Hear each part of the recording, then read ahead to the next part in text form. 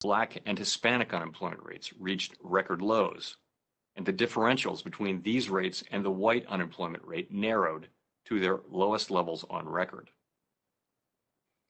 As we heard repeatedly in our Fed Listens events, the robust job market was delivering life-changing gains for many individuals, families, and communities, particularly at the lower end of the income spectrum. In addition, many who had been left behind for too long were finding jobs, benefiting their families and communities, and increasing the productive capacity of our economy. Before the pandemic, there was every reason to expect that these gains would continue.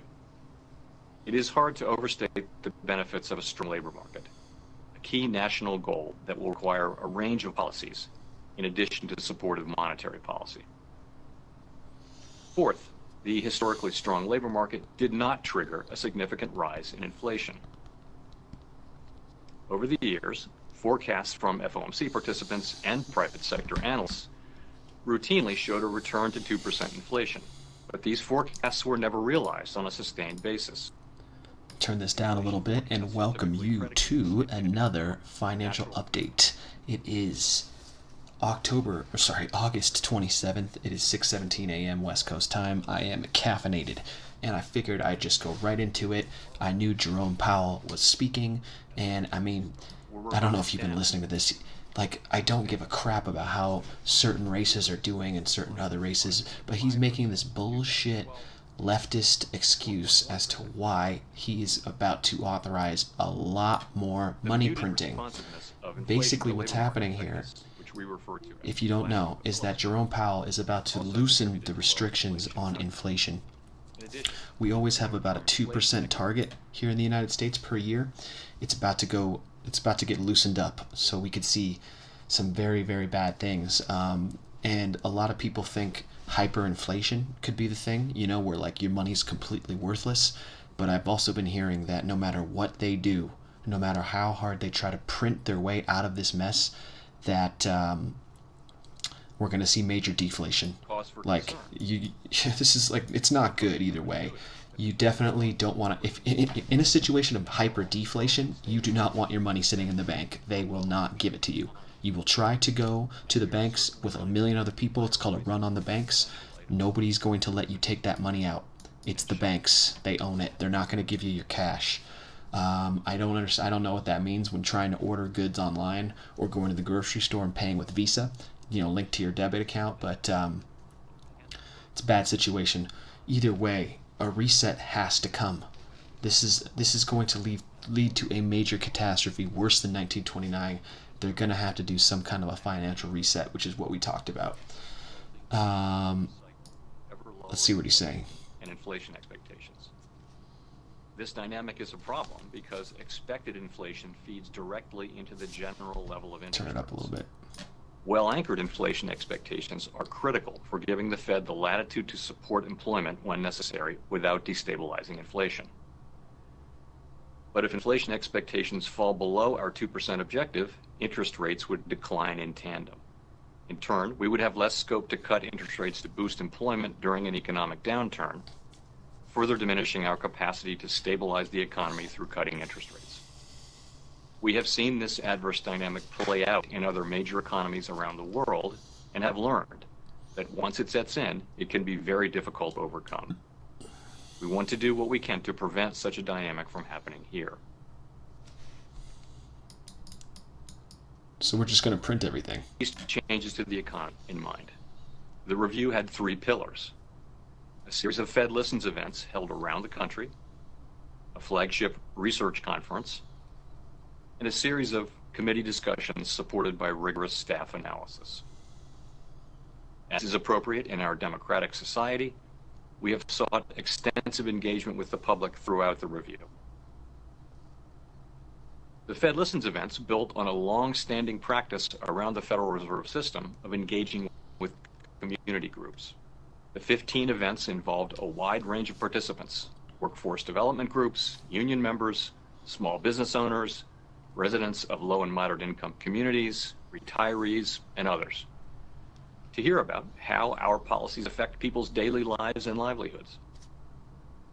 The stories we heard at Fed Listeners became a potent vehicle for us to connect with the people and communities that our policies are intended to benefit.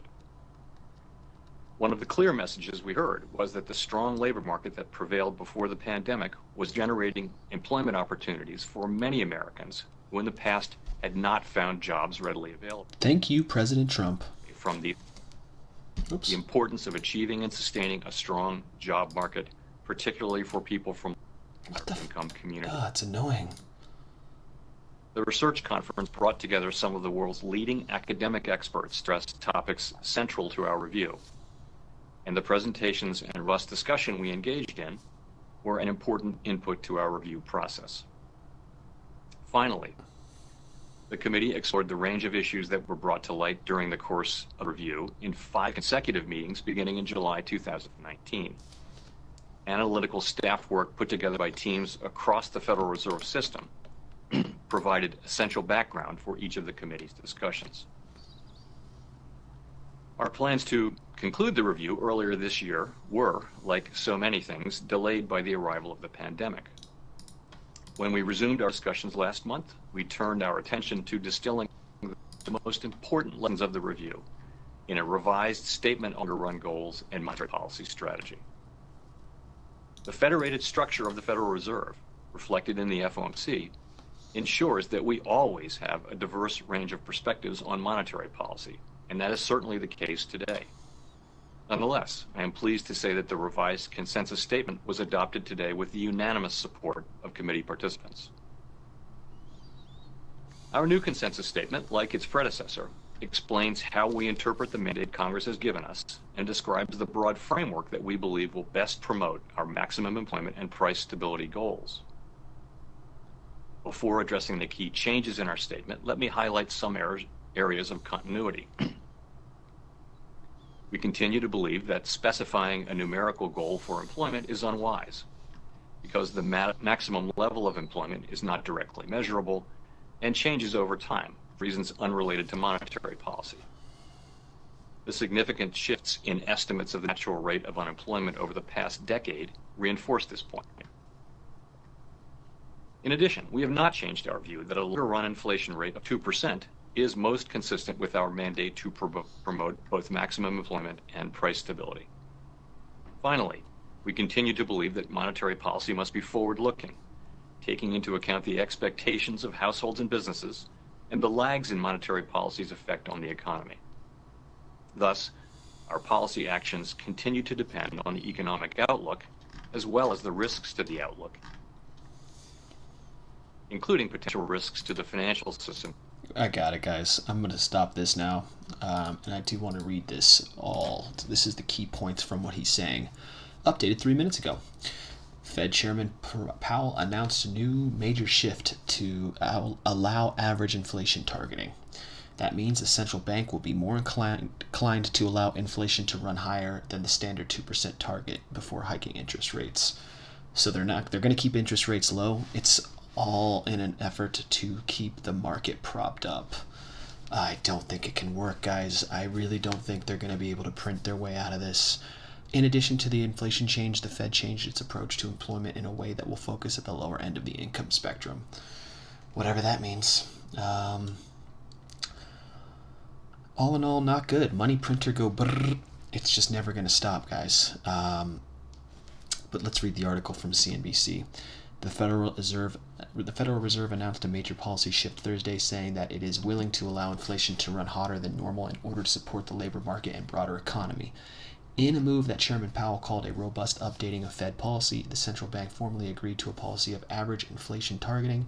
That means it will allow inflation to run moderately above the Fed's 2% goal for some time, following periods when it has run below that objective. The changes were codified in a policy blueprint called the Statement on Longer Run Goals and Monetary Policy Strategy, first adopted in 2012, that has informed the Fed's approach to interest rates and general economic growth. As a practical matter, this move means that the Fed will be less inclined to hike interest rates when the unemployment rate falls, so long as inflation does not creep up as well. Central bank officials traditionally have believed that low unemployment leads to dangerous high levels of inflation, and they moved preemptively to head off. Why do you think that is? When everyone's working, everyone's chasing the same amount of goods with the same dollars, the prices on things goes up. The value of money goes down. And as you print more of that money, it goes down, down, down. Inflation. However, a speech Powell delivered to a virtual gathering at the Fed's annual Jackson Hole, Wyoming symposium, and an accompanying documents that codified the new policy signaled a shift away from the old thinking. Many find it counterintuitive that the Fed would want to push up inflation. Yes, I do. Powell said in prepared remarks, however, inflation that is persistently too low can pose serious risks to the economy. Low inflation means deflation. He's worried about it, so he thinks that we can print our way out of it. When this silly little pandemic ends, what do you think is going to happen? Everyone's going to get their jobs back, but there's going to be so much more money in the money supply. You're going to watch milk go from $4 a gallon to $20 a gallon. Something ridiculous like that. This is going to be ridiculous. The Fed's chairman's speech began 2 minutes before the scheduled 9:10 a.m. Eastern Time embargoed release that financial markets had been expecting. Oh, so I guess we just caught the beginning of that video. His remarks did not initially draw a strong market reaction, but stock market futures later moved higher. Powell noted that the interest rate level that neither constrains nor pushes growth has fallen considerably over the years and is likely to stay there. He contrasted the current situation to what the Fed faced 40 years ago, when then Chairman Paul Volcker ushered through a controversial series of rate hikes that sought to tamp down inflation. Over the years, fundamental changes in the economy, such as demographics and technology, have shifted the Fed's focus to inflation that is run too low. The situation, Powell said, can lead to an unwelcome fall in longer-term inflation expectations, which, in turn, can pull inflation even lower, resulting in an adverse cycle of ever lower inflation and inflation expectations. Policymakers, consequently, are left with little room to lower rates during times of economic stress. That's right. They're not about to mess with the interest rates. Since the end of the financial crisis, the Fed has struggled to hit its 2% inflation target. Officials hope that the new approach will change the landscape, raising expectations and allowing inflation to flow higher. 2% a year is something you barely notice, but if they let that go, you're going to notice it. And you know what sucks for those of us who have employment or have jobs?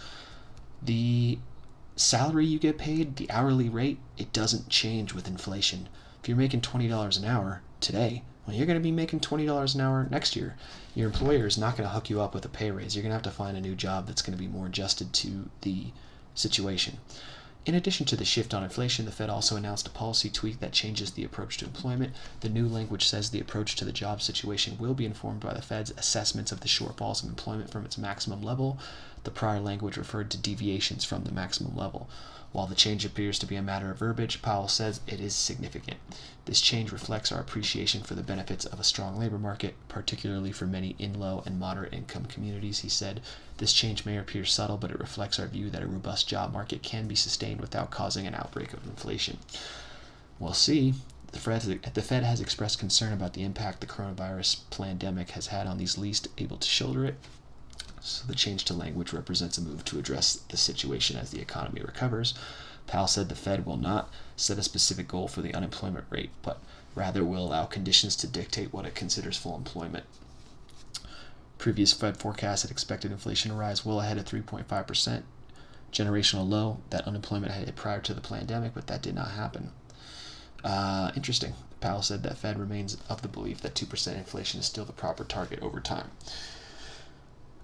The language they're using where they're talking about different groups within the United States, different demographics, seems like a precursor to that digital bank central currency stuff. Central bank digital currency stuff that I was talking about.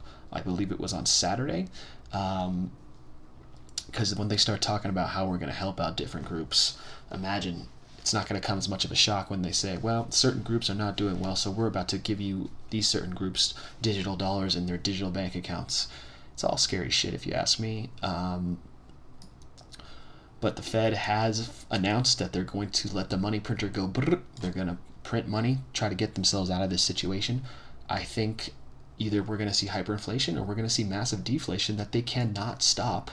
Let's check out gold. The gold market's been open and gold and silver are up. Everything's been in the green since yesterday. And let's check out coin market cap.